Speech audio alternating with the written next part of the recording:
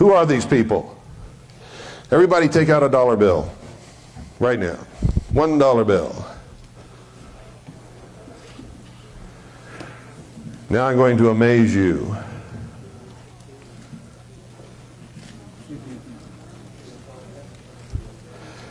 You see, they always make themselves known. They always speak to each other in symbols. There is no mystery about any of this if you understand how to read their language. At the highest levels of this initiatory group,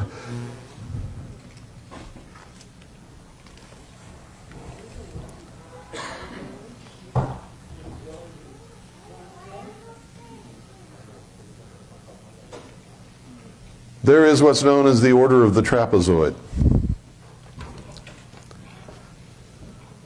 The head of the Temple of Set in San Francisco is a member of the Order of Trapezoid. He's also a member of United States Army Intelligence, G2. So is his top 2 lieutenants in the Temple of Set. What is the Temple of Set? It's the Church of Satan. They have a saying in the New Age movement, as above, so below. You've all heard the reference to the pyramid below the pyramid? What are they talking about? They're talking about the concept of the way things work and are brought into being in the world. Okay? Why do you see so many triangles everywhere? Why is everything a triangle? The food triangle, the this triangle, the nutrition triangle, the yield sign triangle, the triangle on tanks in the army. What's this with all the triangles? And now you're seeing pyramids spring up everywhere, all over the place. Well, there's a method to their madness.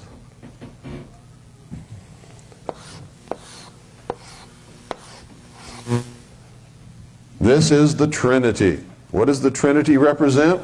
How things are created and brought into the world. It is reflected in religion as the Father, Son, and the Holy Ghost. In the mysteries, it is thought, desire,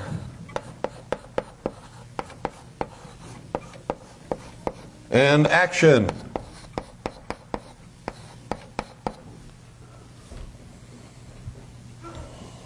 Thought, desire, and action. Look at the reverse of the Great Seal of the United States of America. What do you see? You see a pyramid. What's a pyramid doing on a dollar bill for the United States of America? This is in Egypt. Why would we have a pyramid on our dollar bill? No other reason than to send a message. Look behind the pyramid. What do you see? Come on, speak up. Light. No. What do you see behind the pyramid? Look there. What's growing there? Anything? Desert. Nothing is there. We left the old world because it was barren, wasteland. There was nothing for us there. We came to the new world, and what do you see in front of the pyramid? Things beginning to sprout and grow. We have planted the seed of the great plan, the New World Order in the New World. And it is taking root, and it is growing. There are 13 courses on the pyramid. You can count them. The 13 courses are, 13 is the symbol of the phoenix, death and rebirth, resurrection.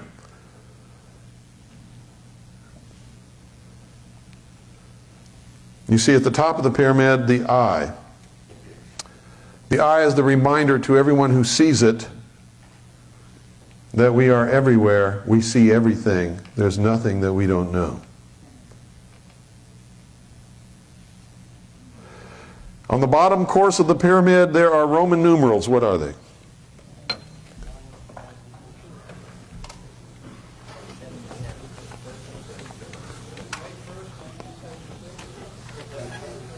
No. Read me those Roman numerals in order. Read them to me. M what? F, G, C, C, L, F, F, B, I. Okay. I knew it, but I want you to participate. If you don't participate, you cannot learn. Thank you.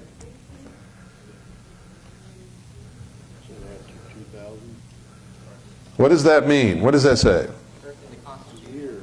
1776. Everybody says that's the birth of the Constitution. When was the Constitution born? 1789. This isn't the birth of the Constitution. 1776, what else was born? The Bavarian Illuminati. Everybody says, this stands for the birth of the Bavarian Illuminati. Weishaupt created the Illuminati. More bullshit. It's not true. The Illuminati has existed throughout the history of humanity. Wasn't born with Weishaupt. Weishaupt created a Bavarian order of the Illuminati and made it publicly known. That was a no-no. Wasn't supposed to happen. Let's find out what they're talking about here.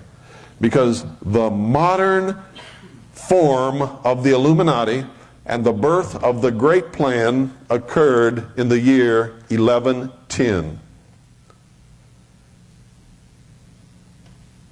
What happened in 1110?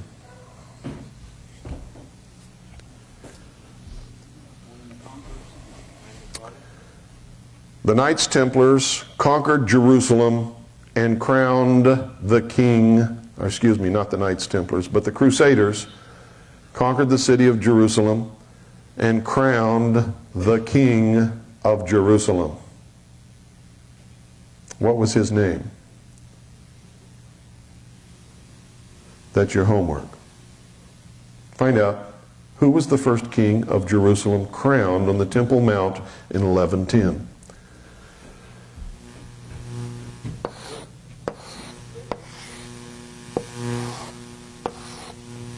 I'll tell you this, he was one in the line of the Merovingian kings. Nope.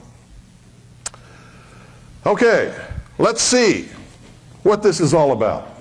Let's see if we can decipher this. I'll tell you we can, and we will, and it's going to blow your mind. Let's see what this really refers to.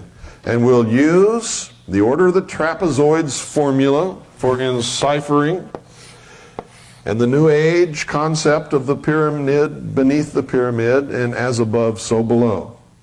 Remember, as above, so below. So, what is a trapezoid? A trapezoid is a pyramid on top of a pyramid. And remember, it has various faces to it. But you don't need the other faces. Let's just plug this in. M, D, C. C, L, X, X, V, I. What have we got? What does it say across the top? MCX, what is that? 1110. I was right. What is their goal? Is their goal what I've been telling you it is all day? Well, let's find out. What are these people up to? What do they want to do? Remember I told you their goal was to destroy all existing governments, all existing religions, and shackle the mob. And how do you do that? What's DC?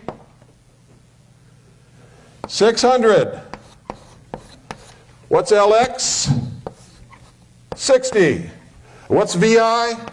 6. Their goal is to seat the Antichrist upon the throne of the world.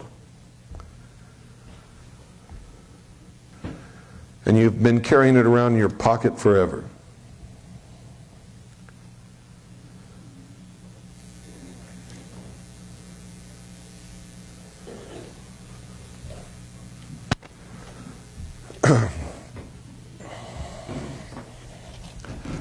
Who is the Pope?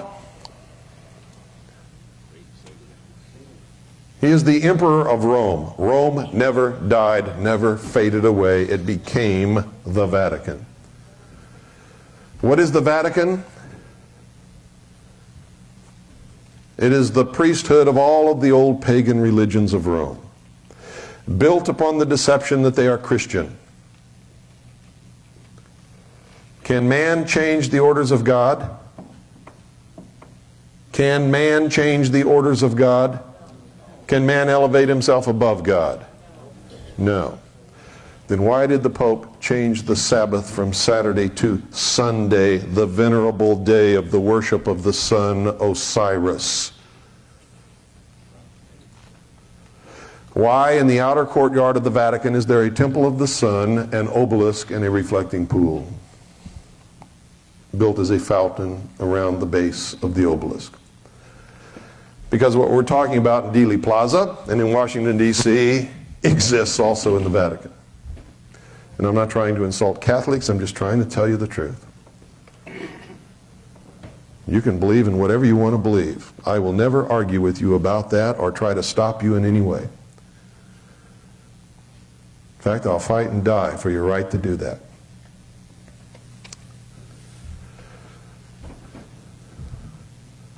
The king of Jerusalem founded an order of knights shortly after he was crowned, called the Knights Templar.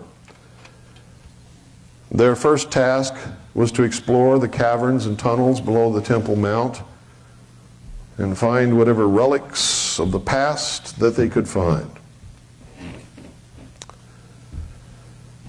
They became the richest order in the world. They became the first international bankers. They were, to my knowledge, the first communist. Actually, that's not true because the Gnostics were the first communists. But the Knights Templar became the second large group of a communistic order that existed in the world. Their symbol is two knights riding on one horse. When they joined the order, they had to give up all their worldly possessions, goods, money, clothes, property, everything, to the order. And they were only given according to their need in the position that they were assigned to perform by the order. What is that?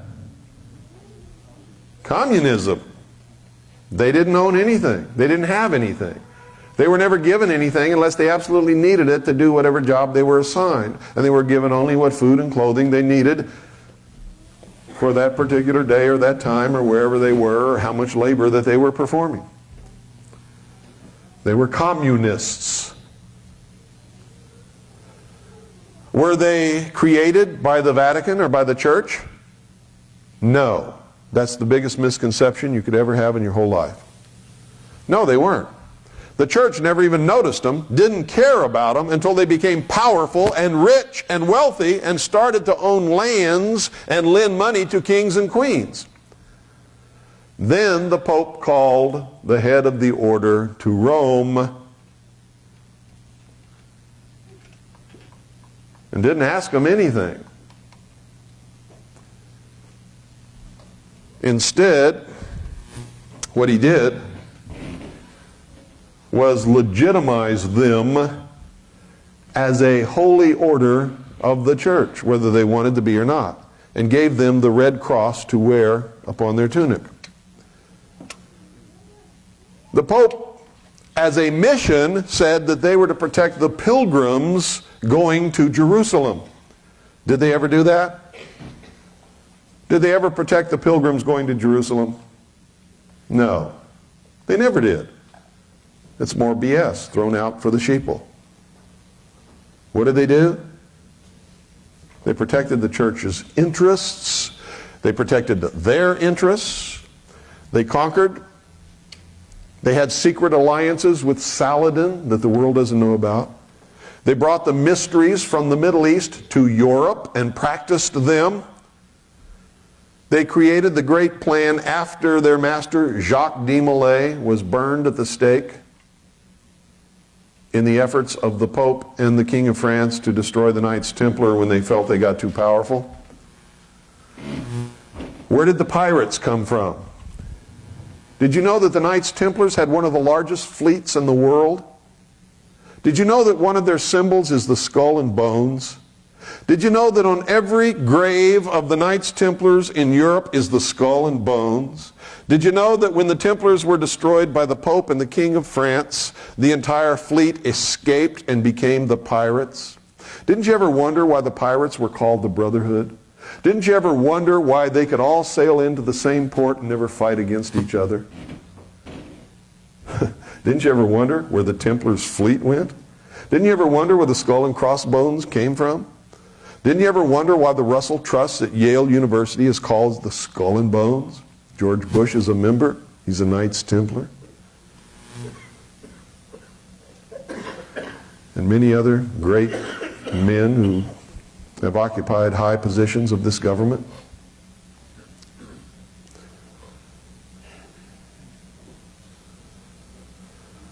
Their goal is revenge for the persecution of men of intellect and science throughout the Middle and Dark Ages by the church, by the kings and queens, by the governments, and by the ignorant mob.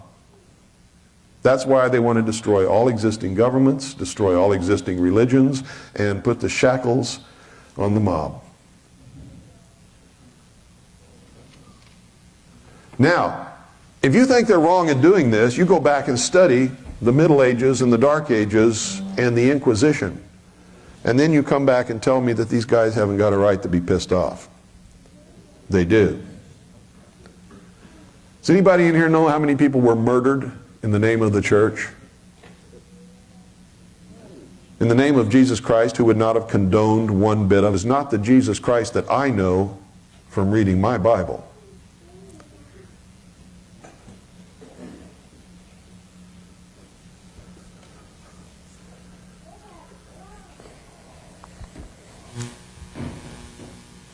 Does anybody know how many people have been murdered by kings and queens because they refused to be enslaved by them? Or because they had an idea that was different? Or because they read books? That's all they did, was read a book. Got caught reading a book.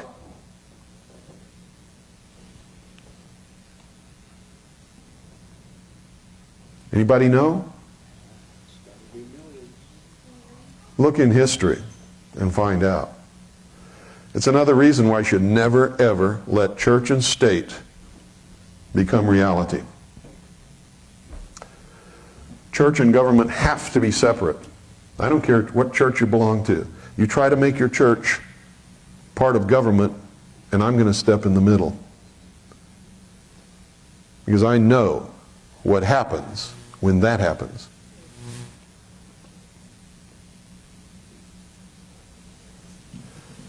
Members of the same church can't agree with each other. How many different denominations of so-called Protestantism is there? Huh? Did you know that even in the beginnings of this country, people had to flee from colony to colony because different colonies had different dogmas and different preachings and teachings, and if you disagreed with it or said something that was out of line with your local minister, you could be burned at the stake here in America. How many of you knew that?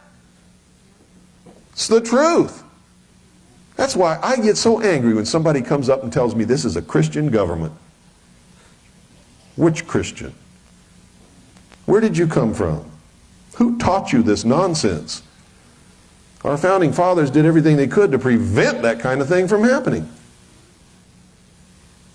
And at the same time, allow you to worship at whatever altar, whatever God, whatever denomination, whatever dogma you wanted to.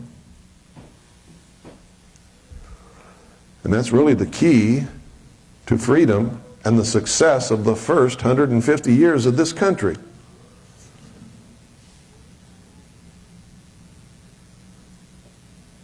Unless you think I'm attacking Christians, I am a Christian. But I'm a Christian that Jesus Christ would want to know.